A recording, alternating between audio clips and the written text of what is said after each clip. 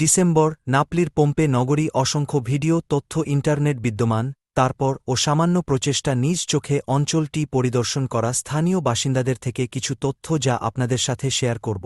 যতদূর জান যায় খ্রিস্টপূর্ব 700 সাল পূর্বে এ নগরী গড়ে উঠেছিল ইতালির শহর নাপলি জেলার অন্তর্গত পোম্পে নামক জায়গা শহরটি ছোট হলেও সমগ্র বিশ্বের পরিচিত স্থানীয়দের মতে প্রায় ৩,০০০ কিছু কম বেশি বছর আগে পাহাড় থেকে অগ্ন্যুৎপাত হয় এবং নিমিষেই পুরা পোম্পে শহরকে ঢেকে দেয়। এই সময়ে যারা আদিবাসী ছিল কিছু বুঝে উঠার আগেই সব শেষ মানুষ যে যেখানে যেভাবে ছিল আগুনের তাপে পুড়ে পাথর এত বছর পরেও দেখে উপলব্ধি করা যায় কি ছিল তাদের অবস্থা। তবে ওই সময়ের নগর ব্যবস্থা নির্মাণ কৌশল ব্যবহার্য সামগ্রী যা কিনা মনে হয়